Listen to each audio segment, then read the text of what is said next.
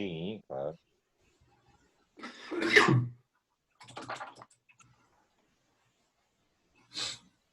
Então, beleza. Agora sim a gente continua.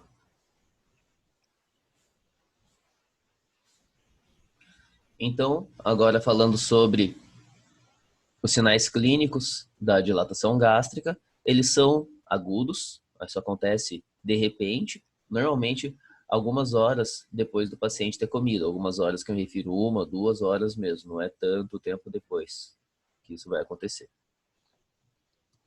O abdômen cranial, ele aparece bem distendido, literalmente bem aumentado de volume, como se o paciente muitas vezes tivesse um balão realmente, como é mostrado na figura. Esse paciente já foi a óbito, né? Mas muitas vezes eles chegam realmente dilatados, com o abdômen bem aumentado.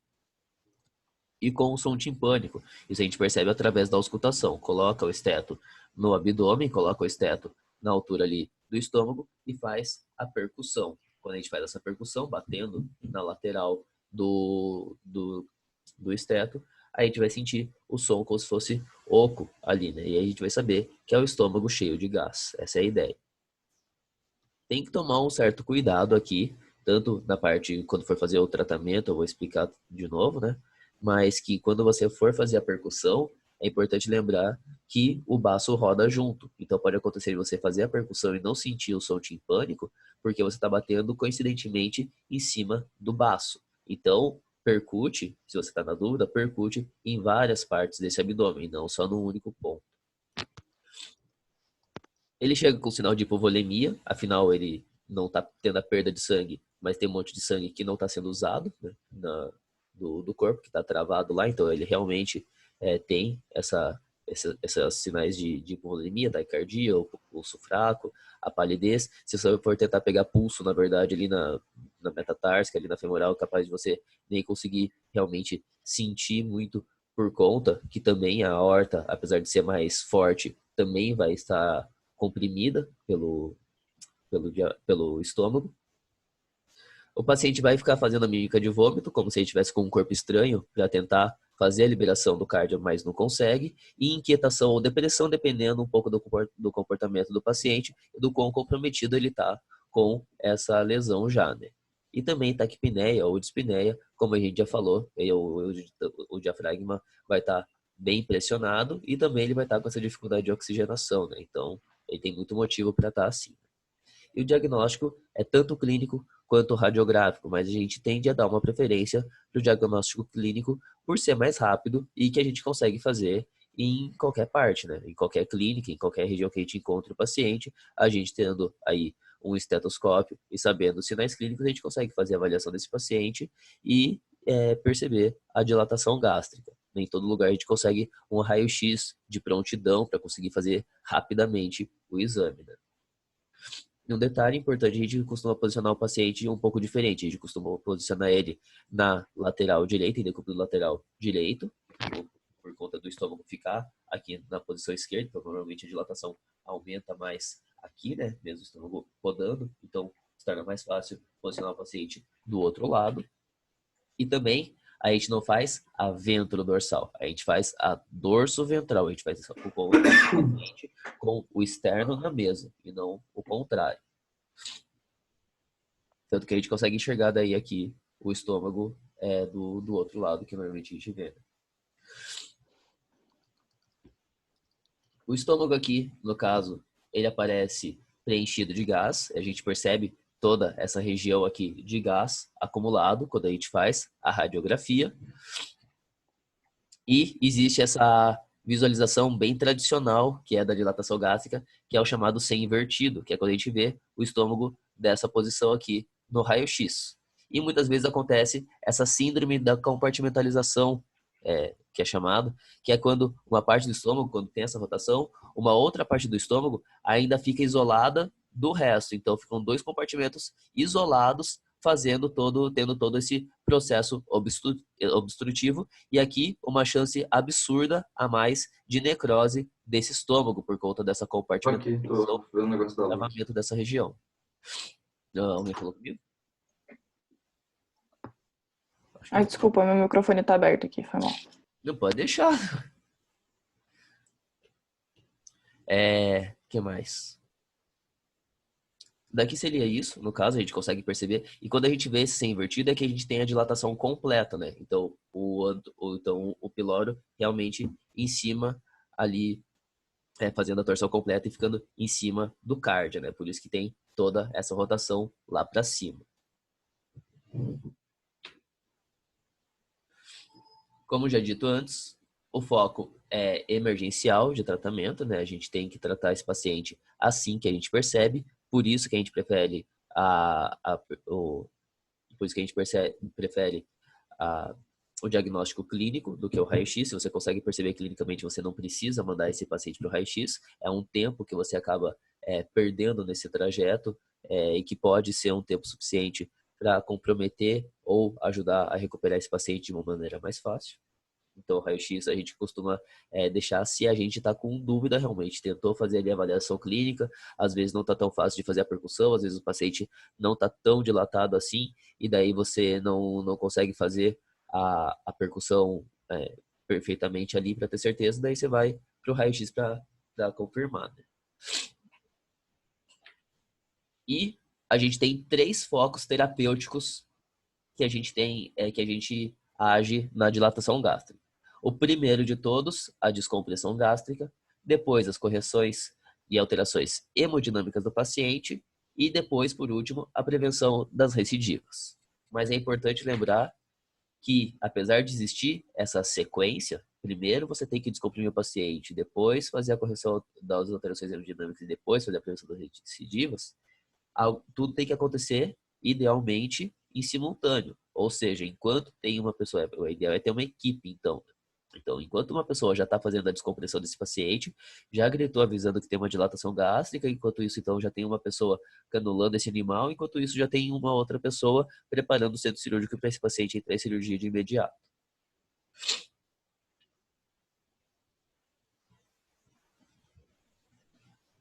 Primeira coisa, descompressão gástrica, então. Por isso que é aqui que a gente entende a vantagem do tratamento, do diagnóstico clínico ser muito mais rápido. A primeira maneira que a gente tem para poder fazer a descompressão desse paciente de uma maneira fácil, que a gente consegue já muitas vezes segundos após ter feito o diagnóstico, é a gastrocentese com o catéter grosso. Eu coloquei ali o exemplo 14G, mas você pega o catéter mais grosso que você tiver perto de você. Vários catéteres e vai fazer o som timpânico. Coloca o esteto, percute, sentiu o som timpânico, pega o catéter e fura o abdômen ali até entrar no estômago e tira o mandril. Deixa só a parte de plástico, só o catéter mesmo ali, né? E faz isso várias vezes. Você vai percutindo aonde sentiu o som timpânico, você fura. É importante percutir toda vez e ter certeza, porque como eu disse, você pode percutir em alguma região e encontrar o baço. E você furar o baço, daí você vai comprometer o paciente, mas ainda você vai piorar a situação dele. Então tem que ter certeza que você não vai furar o baço fazendo isso. Por isso, essa percussão. E quanto mais catéteres colocar aí, uns 5, 6, melhor, porque é mais rápido que esse gás vai sair de dentro do estômago. Então, mais rápido você vai desfazer essa dilatação gástrica, essa compressão de todos os órgãos do paciente. Uma outra maneira é fazer a sondagem orogástrica, em que a gente pega uma sonda grossa, em muitos lugares é até uma mangueira, mesmo como se fosse uma mangueira de jardim, ou a gente pega uma sonda que seja da largura ali de uma mangueira de jardim, para conseguir colocar pelo esôfago ali do paciente. Então, abre a boca do paciente, normalmente a gente dá uma sedada nele, daí nesse caso você precisa fazer pelo menos um acesso no paciente antes. E daí coloca a mangueira para tentar fazer com que ela faça a liberação do cardio, batendo a mangueira pelo lado de fora ali, a gente consiga passar pelo cardia e daí fazer a liberação do conteúdo gástrico ali pela sonda. Além disso, enquanto tem uma pessoa fazendo isso, já tem outra, como eu disse, canulando esse animal. É uma situação de emergência, esse paciente está em sinais de hipovolemia, ele tem muito sangue que não está sendo utilizado, então que está fazendo esse comprometimento do débito cardíaco, então a gente tem que fazer a reposição de emergência também. 90 ml quilo-hora, de 30 a 60 minutos, e é importante estabelecer 2 vias, para ter uma aceleração dessa rápida infusão e de preferência a gente opta pelo rigor simples para isso. Eu esqueci de deixar o chat aqui.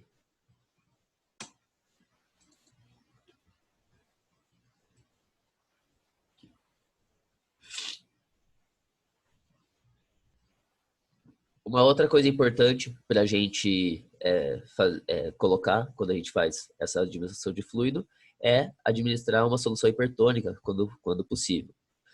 Isso porque a hipertônica ajuda a aumentar o volume circulante, ajuda a diminuir a perda por essa estase sanguínea, porque a solução hipertônica, quando está dentro do vaso, vai ajudar a puxar líquido, a puxar água ali, grosseiramente falando, para dentro do vaso. Então vai melhorar a produção cardíaca, porque vai melhorar a pressão ali e o débito cardíaco.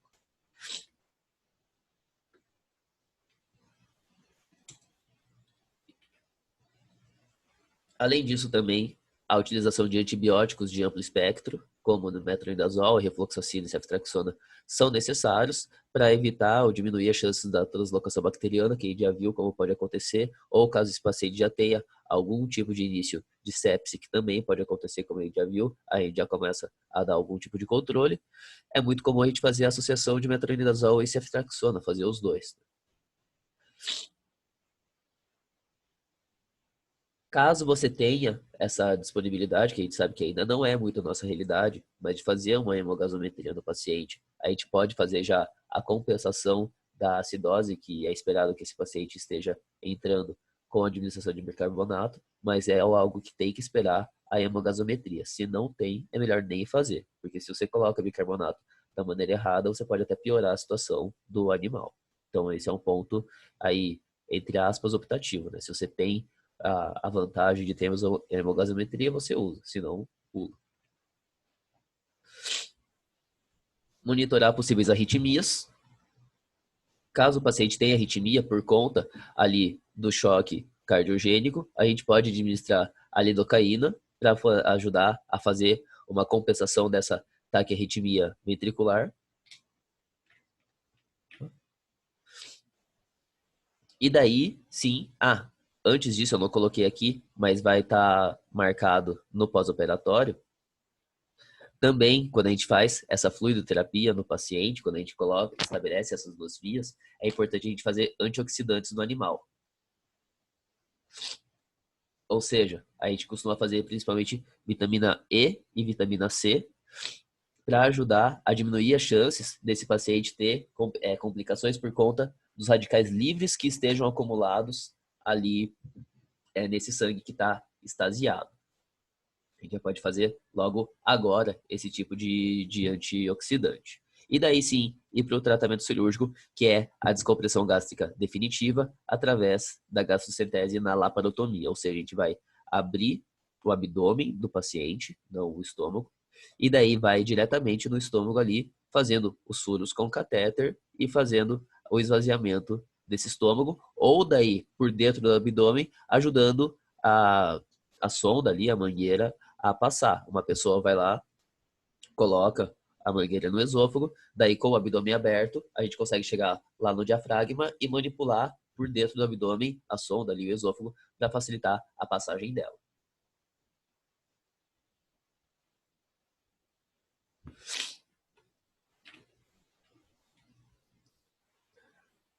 Antes da gente prosseguir, é importante falar sobre alguns detalhes sobre a sonda, que tem muita gente que criminaliza a sonda, às vezes de maneira exagerada, e tem gente que defende demais aí a sondagem e acaba confiando demais nela, e muitas vezes isso acaba comprometendo o tratamento.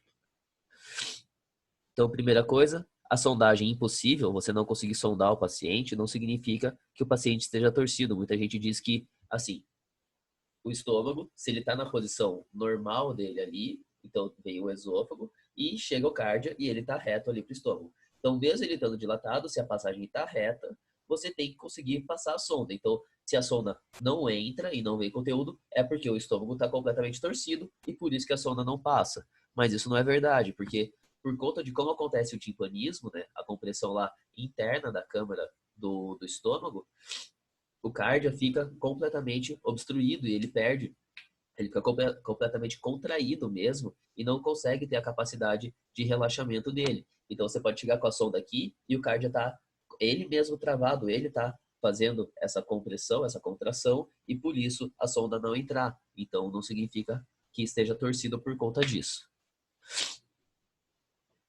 Diferentemente disso, e pelo mesmo princípio, a sonda entrar não significa que não esteja torcido. Pode estar torcido, porém o cardia não está tão contraído dessa maneira, e daí na hora que você força a sonda, você conseguir fazer o relaxamento do cardia e ele entrar mesmo o estômago estando torcido.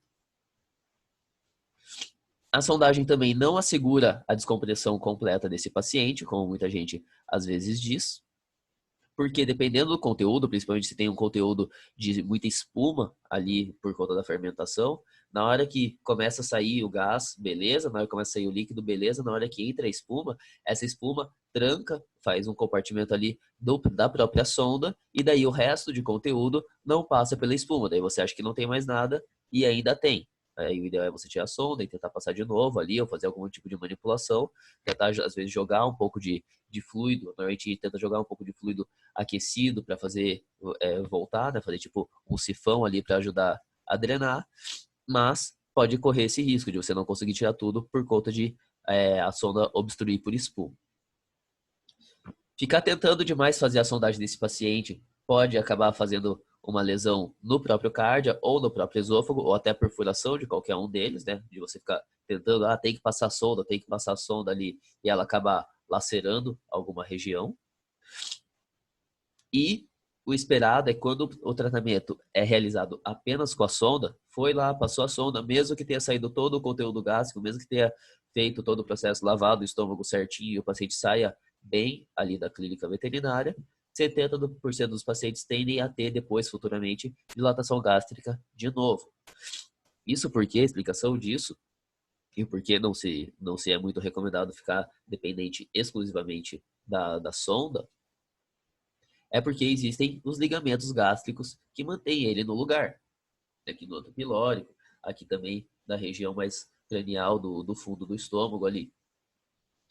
O que acontece, como ele dilata e ele roda, todos esses ligamentos também vão ser tracionados juntos e vão afrouxar, muitos vão lacerar, ou seja, eles vão perder a sua função de sustentação do estômago. Quando você volta esse estômago, quando você solta a sonda, esse estômago volta para o lugar, de qualquer maneira, ele vai estar muito mais frouxo do que da primeira vez. Então, por isso que para ele dilatar a segunda, a terceira, a quarta vez, é muito mais fácil depois que ele dilatou a primeira. Por isso, essa alta taxa de recidiva se a gente não faz os procedimentos cirúrgicos. Então, quando a gente vai para a cirurgia? A gente tem que sempre lembrar de fazer a avaliação de baço e de estômago. Mas a gente tem que tomar muito cuidado para fazer essas cirurgias, essas duas principalmente, de retirada do estômago, gastrectomia das partes necróticas aqui, ou a esplenectomia, só quando necessário. A ideia aqui do baço é que muitas vezes ele torce junto e ele pode torcer inclusive os próprios vasos e ficar dessa maneira, ficar extasiado também, como é mostrado aí nessa foto, inclusive com alguns focos já um pouco de alteração, de coloração ali. Então realmente esse baço não deve ser mantido. O que acontece aqui é que se a gente distorce esse baço para tentar manter ele, todo esse sangue acumulado que está cheio de radicais livres também vai cair na corrente sanguínea. Então você vai piorar a síndrome de isquemia e reperfusão que esse paciente pode ter no pós-operatório. Então a ideia, quando a gente encontra o baço assim, é fazer esplenectomia, inclusive com ele torcido mesmo. A gente não distorce o baço para poder tirar ele. A gente tira ele torcido para não ter o risco desse sangue que esteja extasiado, cheio de radical livre, cair na corrente sanguínea de volta. E o estômago também. A gente faz a retirada aqui, a gente tem que fazer a gastrectomia das regiões que estejam necrosadas, porque são regiões que vão perfurar depois, vão morrer, né? E vão fazer essa abertura do estômago para a cavidade. Então, tem que ser retirada ou tratada de outra maneira as partes necrosadas de verdade. A questão é que a gente tem que ter uma boa avaliação disso, porque tem alguns estudos já falando de uma taxa de sucesso, de de sobrevida desses pacientes, de recuperação desses pacientes diante da dilatação gástrica. E normalmente as taxas de óbito aumentam muito nos pacientes quanto mais procedimentos eles fazem. Ou seja, se você consegue fazer só a laparotomia, distorcer esse estômago, não ter que fazer a esplenectomia, não ter que tirar parte desse estômago, esse paciente tem uma chance muito maior de sobreviver do que o paciente que você tem que fazer a esplenectomia e o paciente que você tem que fazer a gastrectomia. E um detalhe aqui também, a gente procura sempre fazer o esvaziamento gástrico através da gastrocentese e não da gastrotomia. Alguém poderia falar, é muito mais fácil enfiar um bisturi ali, vai fazer um buraco grande, todo o conteúdo sai lá de dentro e beleza. O problema é que quando a gente faz uma abertura muito grande, assim, uma abertura da gastrotomia normal, tem que suturar depois, a gente está fazendo uma injúria muito grande ali no órgão que já está um tanto comprometido e que também aumenta muito a chance do extravasamento desse conteúdo e da liberação das bactérias ali para dentro para se contaminarem a cavidade abdominal em si e fazer uma peritonite no pós-operatório. Por isso, só com os furos da gastrocentese que acaba sendo mais recomendado fazer o esvaziamento desse estômago. E daí do conteúdo líquido realmente, ou do conteúdo sólido que possa ainda ter de resto de ração, tentar fazer pela sondagem orogástrica. Então o que a gente faz aí é primeiro fura o estômago, quando você consegue fazer a descompressão completa dele ali, de sair pelo menos todo o gás, que o estômago já vai ficar mais frouxo, mais mole ali. Se ele está torcido, você consegue distorcer ele, você consegue rodar ele e deixar ele na sua posição anatômica natural de volta. E daí, com isso, com o estômago mais relaxado, você consegue muito mais facilmente também passar a sonda com a mão lá por dentro e fazer daí a sonda progredir sem risco de lesionar o cárdia nem o esôfago. E daí, assim, você consegue depois fazer a lavagem gástrica e tirar todo o conteúdo. E como você vai estar com o estômago na tua mão ali, no meio da cirurgia, você consegue daí ter certeza de que realmente saiu todo o conteúdo do estômago. Aí a grande vantagem também de vez usando a sonda, você entrar em cirurgia, você vai ter a certeza de que todo o conteúdo está saindo lá de dentro.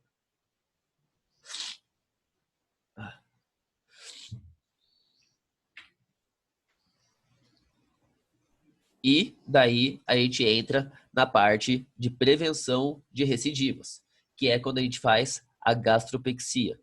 É a cirurgia importantíssima que a gente tem que fazer para evitar que esse paciente tenha outra dilatação gástrica.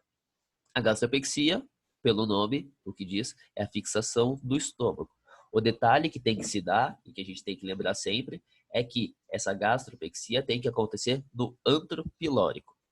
Lembrando que o estômago, ele acho que é mais fácil eu colocar em alguma das imagens aqui, vou colocar rapidinho e daí depois a gente já volta, né? Aqui, ó, nessa realmente tá até melhor. Aqui, a gente tem o estômago, aqui, esse primeiro estômago normal. Né? A gente faz a fixação aqui, no antro pilórico. Vocês conseguem ver meu mouse, né? Também se mexendo. Ou não? Então, beleza. Então, aqui é a região do antro pilórico. A gente tem que fazer a fixação aqui. A gente faz a sutura aqui. Porque se a gente fizer nessa lateral, pois se a gente fizer aqui no fundo, ou em qualquer parte aqui do corpo, por exemplo, a gente vai fixar essa parte, mas aqui o antro pilórico consegue continuar rodando por cima dessa região. Você não vai estar impedindo que o estômago torça.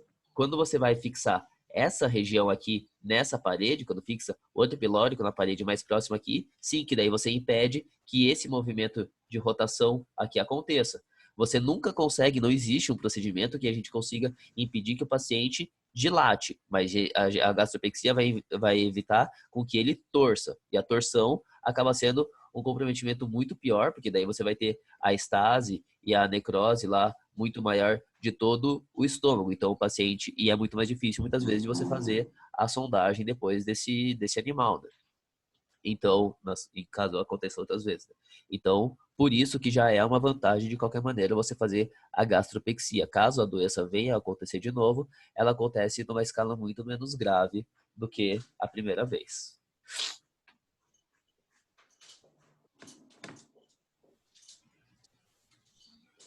Então, agora continuando sobre as técnicas em si da gastropexia. A primeira que a gente tem é a gastropexia com gastrostomia. Ou seja, a gente vai fazer a colocação de uma sonda gástrica. A gente faz uma gastrotomia ali no outro pilórico, faz uma incisão na parede abdominal e coloca uma sonda de Foley, que é essa sonda aqui amarela. Dessa maneira, colocando e travando ela com uma bolsa de tabaco no outro pilórico. E daí a gente fixa, com algumas suturas de ancoragem, o estômago na parede gástrica. Essa é uma técnica que assegura que o estômago não vai dilatar de novo, porque você consegue controlar o conteúdo gástrico e ficar fazendo a retirada do conteúdo gástrico ali através da sonda. É o Nico. Mas tem o ponto negativo, que ele tem um maior risco de contaminação do procedimento. Tem um maior risco de contaminação justamente porque você vai estar fazendo a invasão do lúmen gástrico, como eu tinha comentado. Você vai fazer uma gastrotomia. Então, essa é uma técnica que a gente evita um pouco utilizar justamente para não ter que abrir o estômago e não ter esse risco de contaminação. Outras técnicas, essa também acaba não sendo tão realizada assim, mas é uma possibilidade. E que a gente vai fazer como se fosse o flap de avanço, aquele mesmo flap de avanço da pele, recortar aqui um retângulo, mantendo o pedículo dele, ou como se fosse até da agaplastia aqui, né? Para poder fazer a abraçada, poder abraçar esse flap numa costela. Por isso, uma gastropexia circuncostal. Você vai envolver a costela. Vai pegar ali a 11ª ou 12ª costela, que estiver mais próximo ali da altura que você fez o teu flap, para ficar o mais anatômico possível, no meio do abdômen ali, e vai divulsionar essa costela e passar essa lingueta aqui que você fez ao redor da costela e suturar ela de volta depois aqui na própria mucosa da onde você tinha tirado ela. Fica muito mais seguro, né? Não tem, a chance de recidiva é muito menor do que a gastrostomia, não tem tanta chance de soltar, você está fazendo uma sutura completa ali, abraçando uma costela, né? Porém, é muito, muito trabalhoso de fazer. Eu, pelo menos, quando fiz, achei muito difícil. E existe um risco aqui, não que tenha acontecido comigo, mas existe o risco relatado de você, nessa tentativa de ficar forçando aqui a passagem, acabar fraturando a costela. Então, por isso que é um motivo de se evitar fazer. Ou foi mal? Demorei para ver aqui a pergunta. Gastropexia com gastrostomia, tá? Assim, aqui, então, a gente tem aqui o estômago e aqui o abdômen. A gente vai primeiro fazer uma perfuração na pele aqui, a gente vai fazer uma perfuração completa, como se fosse uma estocada com bisturi, perfurando pele, musculatura, todo o subcutâneo, e daí vai pegar essa sonda de Foley e vai passar aqui por esse buraco para a ponta dela ficar dentro do abdômen.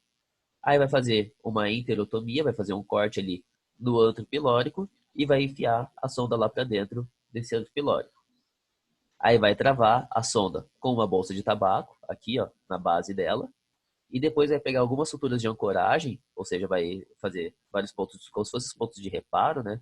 Vai dar uma beliscada na parede interna ali do abdômen e uma beliscada na parede do estômago, sem invadir o lúmen desse estômago. E vai fazer várias dessas suturas ao redor da onde você colocou a sonda, e daí assim o estômago vai ficar amarrado ali na parede gástrica, na parede abdominal. Por isso também que acaba sendo uma forma não tão segura também, como fica com pontos de ancoragem, não tem uma superfície de cicatrização ali, como acontece nas outras, como acontece nessa aqui, por exemplo, que é uma maneira mais fácil de acabar se soltando essa gastropexia. Deu para entender?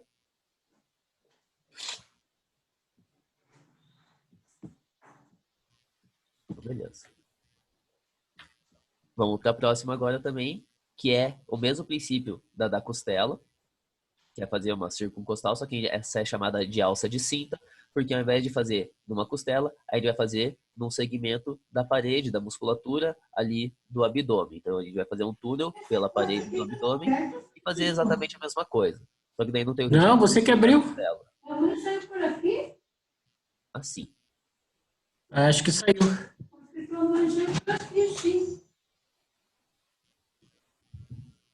Aqui. Aí a gente faz exatamente da mesma maneira, tem uma imagem real de como é do Francisco. Deixa eu ver. Eu acho que eu consigo talvez fechar por aqui. Aquilo ali estava aberto também. Vamos lá.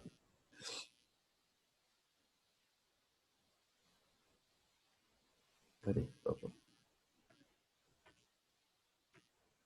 Aqui. Então aqui a alça de cinta feita. Também é um tanto trabalhosa, essas duas, tanto a circuncostal quanto essa aqui, elas são um pouco complicadas de serem feitas, porque é meio complexo você conseguir tirar essa lingueta aqui, fazer esse flap de uma maneira satisfatória. Tirar ele sem acabar perfurando a submucosa, porque o retalho tem que ser só muscular, ou às vezes fazer um retalho fino demais, um retalho curto demais e não conseguir fazer a passagem. Então, por isso que essas técnicas são um pouquinho complexas de serem realizadas, apesar de ser possível. E essa aqui é a mais utilizada, é a melhor custo-benefício que eu acho também, mais fácil de ser realizada e que dá uma segurança satisfatória. E do que eu vejo dos outros cirurgiões também, é a mais utilizada e tem o vídeo que vai estar disponível, que eu vou colocar daqui a pouco ali no AVA, para vocês verem de como é feito essa gastropexia incisional. Tem a vantagem das outras que não invade o lumen gástrico, a outra vantagem que é mais fácil de ser feita e tendo a cicatrização segura que a gente disse. A cicatrização aqui se dá pelo tamanho da incisão que a gente vai fazer. A gente vai fazer uma única incisão daí reta, né? Normalmente a gente procura pegar aí uns 5, 6 centímetros e que vai ser na serosa e muscular do estômago, e musculares do estômago, e uma incisão do mesmo tamanho, longitudinal, na parede do abdômen. Quando a gente fizer isso, a gente vai ficar com duas bocas ali, né? Com dois bordos na parede abdominal, dois bordos na parede gástrica. Daí vai suturar um bordo com o outro, um bordo com o outro, daí vai ficar uma boca sendo ali suturada completamente, né? Então vai ficar duas camadas, vai ficar duas linhas de contínuo simples ali, fazendo essa fixação do abdômen no estômago e vai ter toda essa superfície de uma cicatrização propriamente acontecendo, por isso que fica tão firme. Oh, droga.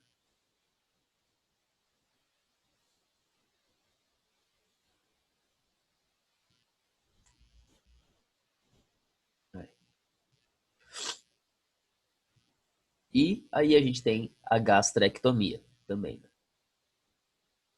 A gastrectomia, ela vai variar da onde é feito, da onde tem o ponto de necrose, mas uma coisa importante que a gente tem que lembrar, quando tem a vascularização, é que sempre a gente não pode simplesmente ligar a vascularização do estômago na base dela e tirar, como a gente faria de vários outros órgãos, e sim a gente tem que preservar toda essa vascularização, fazendo a ligadura o mais próximo possível da estrutura do estômago mesmo, porque essa é uma vascularização muito complexa e que faz ramificações para outros órgãos. Ou seja, se a gente tirar ela na sua origem, a gente vai necrosar outros órgãos junto, né?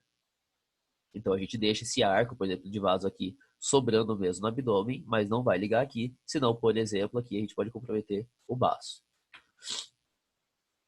E em regiões que não tem vascularização, que não tem o vaso na região necrótica, a gente pode fazer isso aqui que é infinitamente melhor do que a gastrectomia, que é invaginação da parede gástrica. Qual que é a ideia aqui? A gente vai pegar aqui essa região, por exemplo, que está necrosada. O estômago está normal, ali tem a região que está necrosada. Vai ver as partes que estão saudáveis ao redor da região necrosada e vai começar a suturar ela, vai fazer um contínuo simples aqui, um cushing. Normalmente a gente prefere fazer o duplo cushing, como se estivesse realmente fechando um estômago, pegando as duas partes que estejam saudáveis, considerando como se já estivesse um buraco na região necrótica. Quando a gente faz isso, a gente vai fazer inicialmente uma aderência ali, uma fixação de duas partes que estejam saudáveis e a parte necrosada ali vai ficar para dentro do estômago. Quando essa parte necrosada terminar de ser destruída, ela terminar de necrosar, ela vai cair dentro do estômago e vai ser digerida pelo próprio organismo. Então não tem problema.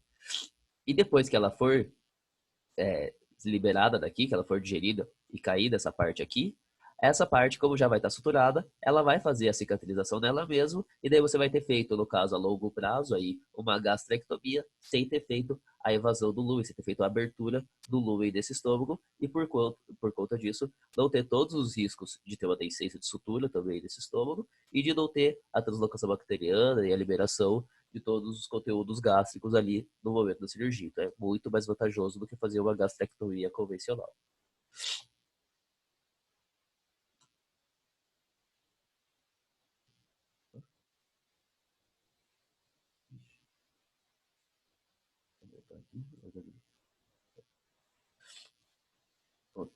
Então agora aqui, o pós-operatório dessa dilatação gástrica vai variar um pouquinho, na verdade, de acordo com o que a gente fez, né? Mas o jejum, que tem que ser de 24 horas, normalmente a gente não pode deixar o paciente tanto tempo assim, a gente procura deixar ele 8 horas ali e depois voltar a fazer algum tipo de alimentação curta, né, esse paciente, de alimentação curta não, algum tipo de alimentação líquida e em pequenas quantidades e várias vezes ao dia. E isso é algo que é importante de manter durante alguns dias, né? Fazer a administração de protetores gástricos ali por conta das úlceras que, caso não tenha acontecido, podem vir a acontecer por conta de todas essas alterações que teve. Restabilização eletrolítica desse paciente, manutenção da fluidoterapia e, caso seja possível, fazer a medição dos íons para conseguir fazer a reposição e compensação melhor. Antibiótico terapia, a gente continua que a gente já estava fazendo antes, com metronidazol e ceftriaxona. Os antioxidantes a gente também continua fazendo, como a gente já tinha comentado, vitamina E e vitamina C. E a analgesia também sempre importantíssima desses pacientes, como toda cirurgia.